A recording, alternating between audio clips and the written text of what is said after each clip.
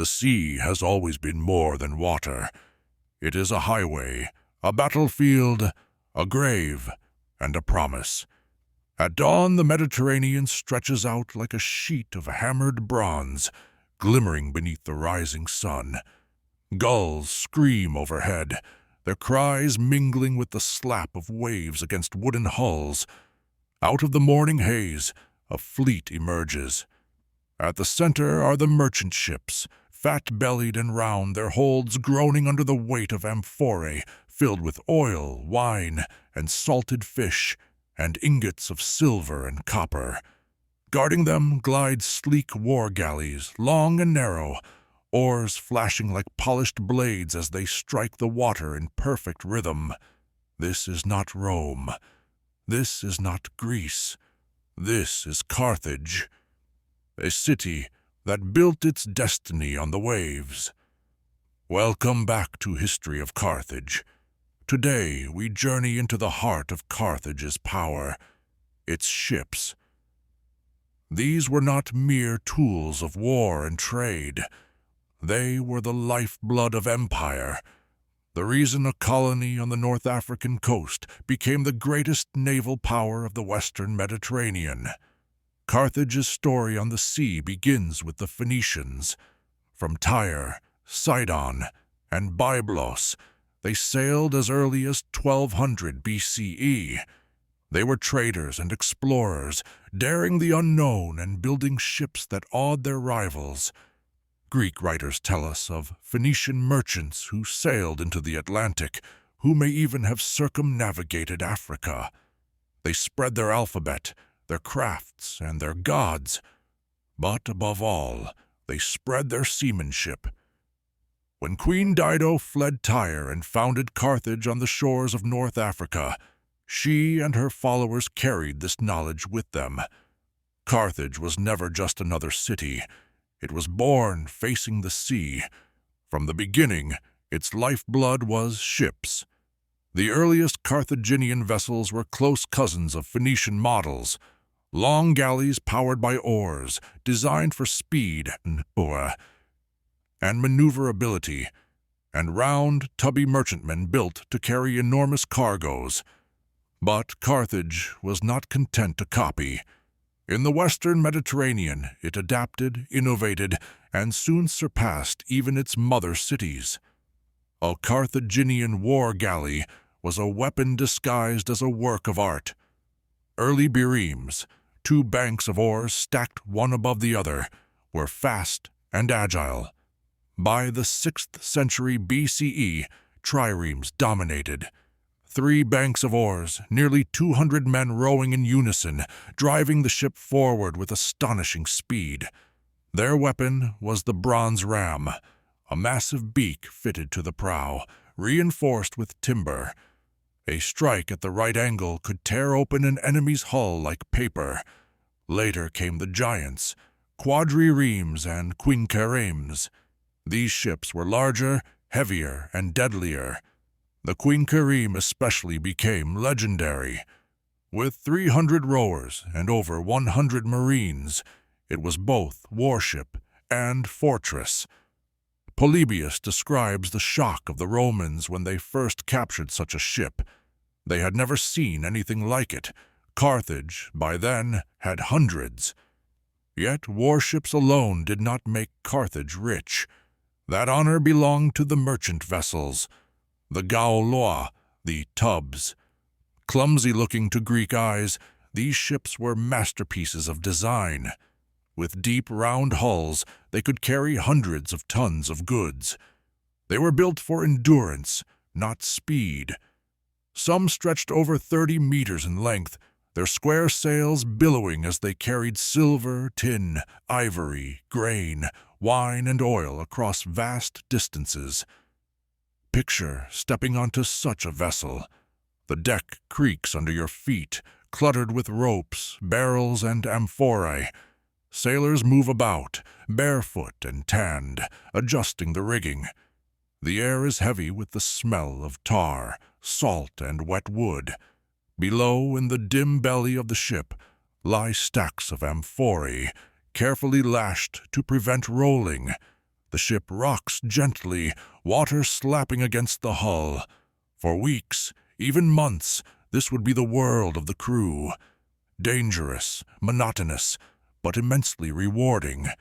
But ships require harbors, and here Carthage displayed its greatest triumph. The Cothon, the twin harbors, were marvels of engineering.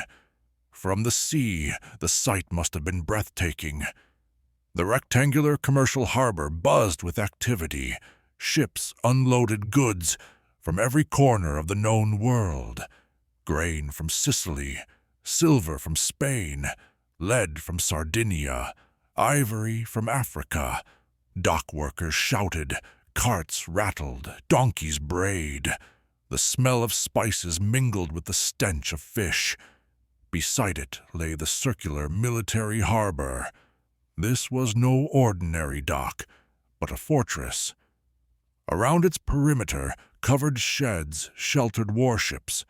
Above them, storerooms held sails, oars, and weapons. In the center rose the admiral's tower, from which he could oversee the entire harbor.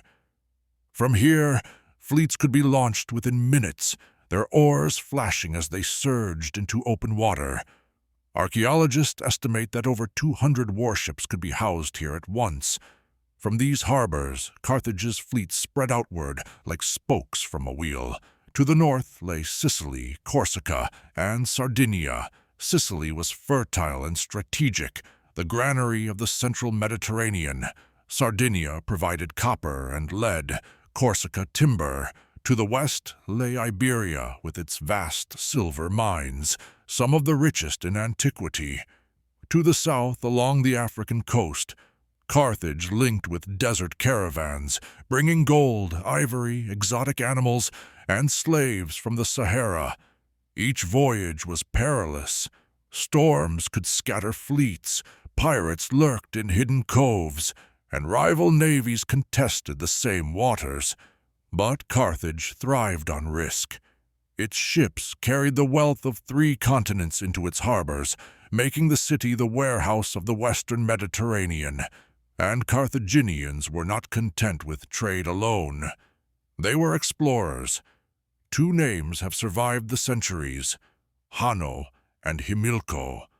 Hanno the navigator commanded a fleet of 60 ships, with thousands of settlers on board. He sailed beyond Gibraltar and down the Atlantic coast of Africa. His account, preserved in a Greek translation, describes the founding of colonies, encounters with strange peoples, flaming mountains, likely volcanoes, and creatures described as hairy, hostile, impossible to capture alive. Many believe these were gorillas, the first time such animals entered recorded history. How far did Hanno go? Some say Morocco, others Senegal, still others as far south as Cameroon. Wherever he reached, his voyage was extraordinary.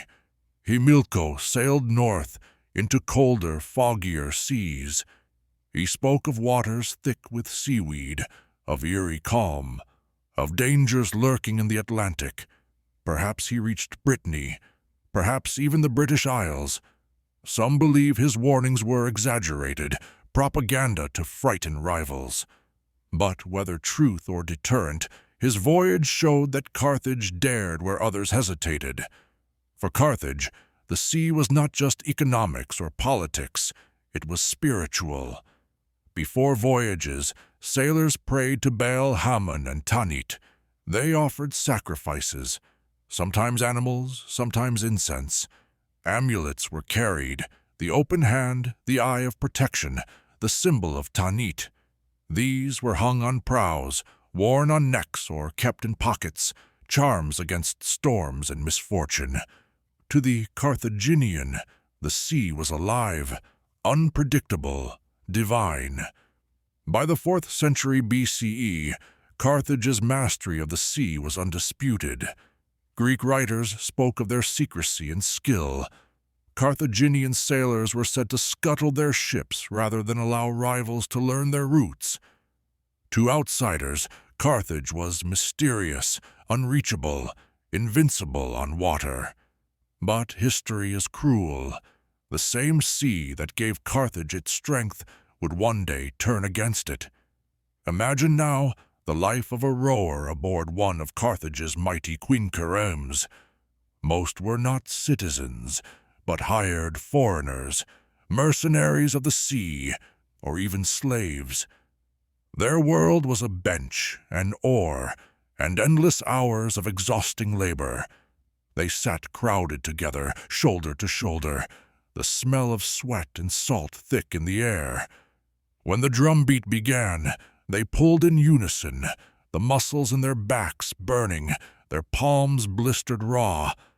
A well-trained crew could propel the ship forward with terrifying speed, turning the galley into a missile of bronze and wood. Above them, marines stood ready. Armed with spears, javelins, and shields, they prepared to board enemy ships or repel attackers. Archers and slingers added their deadly rain from a distance. The quinquereme was not only a ram, it was a floating battlefield. Yet life at sea was not only battle. Storms were constant threats. Ancient ships had no compasses, only the stars, the sun, and the instincts of seasoned pilots. Clouds could obscure the heavens for days. A sudden squall could rip sails, snap masts, and hurl men overboard. In one battle, Polybius tells us, storms wrecked entire fleets, drowning thousands. To the Carthaginian sailor, the sea was both master and enemy. Picture a storm sweeping across the horizon. The sky darkens, thunder rumbles, and winds whip the sea into fury. The merchant Gaulos, heavy with cargo, lurches violently, waves crashing over its deck. Sailors scream, cutting rigging, praying to the gods. Amulets clink against the hull, as if offering their own prayers. In such moments, wealth meant nothing. Only survival mattered. Many ships never returned. Their wrecks still lie scattered along Mediterranean coasts, silent witnesses to lives lost and fortunes drowned. Before each voyage, rituals sought to calm these dangers. Priests lit fires on the shore, offering incense to Baal Haman and Tanit. Animals were sacrificed, their blood spilling into the sand, a plea for safe passage. Sailors kissed amulets, tied charms into their rigging, muttered prayers as the ships pushed off. To the modern mind, these might seem superstitions, but to them, the gods were real and present in every wave, every gust of wind. Carthage's relationship with the sea was so deep that its very religion absorbed maritime imagery. Tanit, often depicted with outstretched arms beneath a crescent moon, was protector of sailors. The open hand, carved into prows, was a shield against storms and evil. Even the Tophet, that most controversial of Carthaginian sanctuaries, may have been tied to the sea, sacrifices offered in gratitude for safe return, or in desperate appeal for salvation when storms threatened. By the time Carthage reached its peak in the 4th and 3rd centuries BCE, it was the unrivaled master of the Western Mediterranean. Greek writers admitted it with a mix of respect and envy.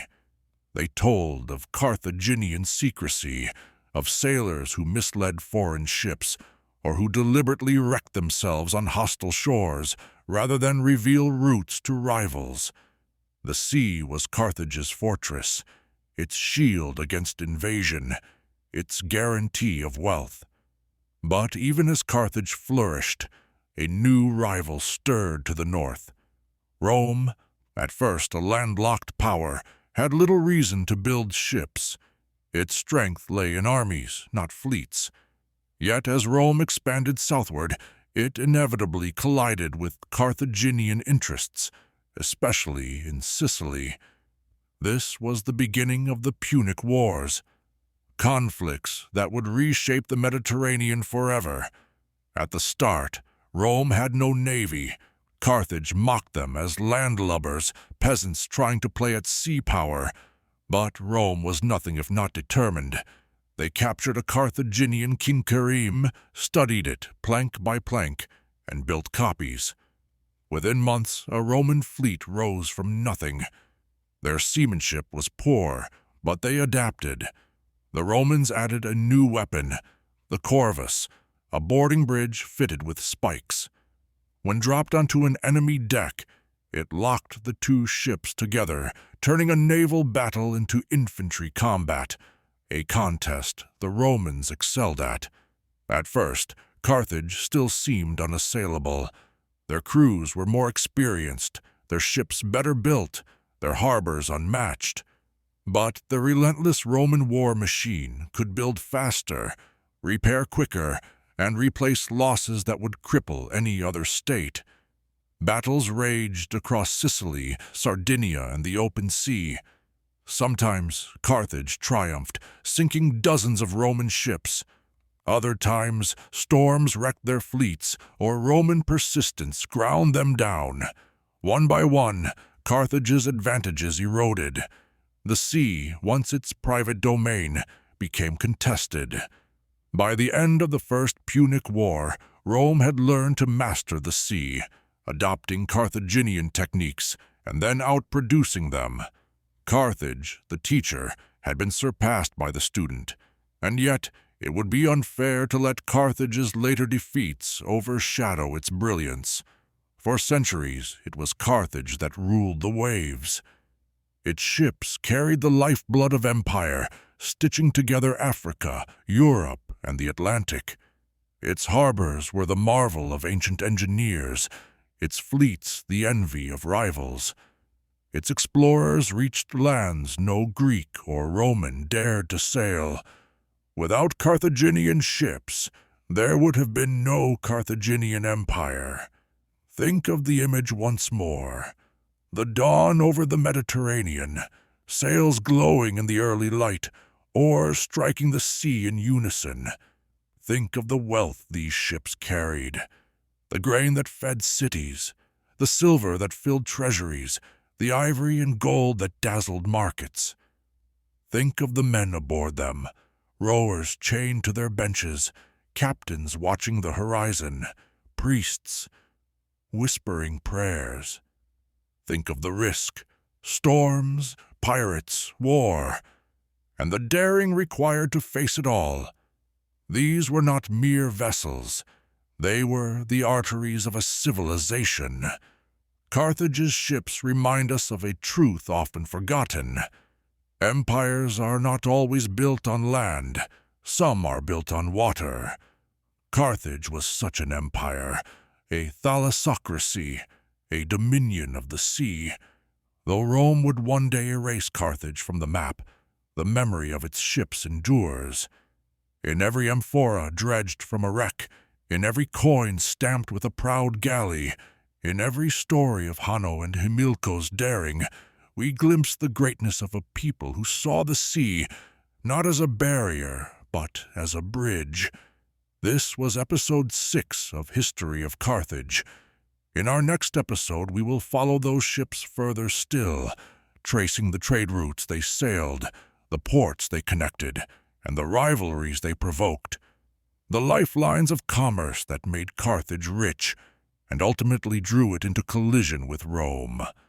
Thank you for watching, and until next time, may your sails always find a favorable wind.